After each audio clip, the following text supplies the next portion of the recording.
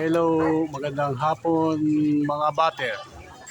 Andito ko ngayon sa kapitbahay kong si Junel ba? Junel?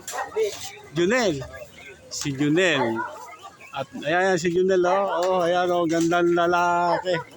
Ayan yung mga alaga niya rito oh. At, gaganda eh, black asteroid. Kung merong interesado, pwede rin, ano? Oh, ang daming itlog oh. Ayun oh, ang daming itlog oh. Ang gaganda. Dito lang galing yung aking mga pang-umpisa ron. Aking mga native, Peruvian native. Native from Peruvian. Ayan oh. Ang gaganda. Hala. Ito kung may gusto raw bumili, ibebenta raw niya kung may gusto. Pero hindi ko tinatanong yung presyo. Dahil sa bahala siya. Oh, ang gaganda. Ang ganda ng itlog. Oh. Ayan o, may apat. May itlog daw lahat ito. Ang kasyo niya, black eh. Oh. Black asteroid. Ayan o, ayan siya. Oh, black eh. Oh. Ang laking manok nito. Kailangan ay magkaroon ako ng mga ganito. Ayan o. Saka pitong inahin.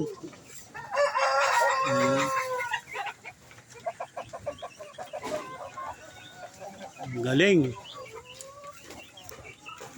So ito marami pa dito kaya lang hindi pwedeng sabay-sabay.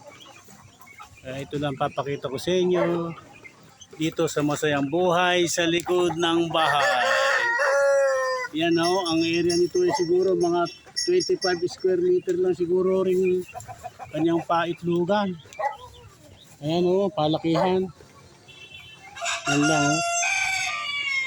Mga 25 square meter. Kalit lang na bakuran. Pero masaya.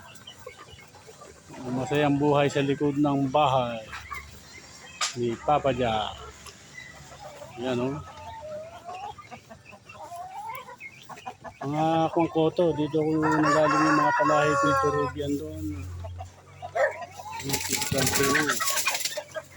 Takot sa nakakita ng multo. Hello, hanggang sa muli ang masayang buhay sa likod ng bahay.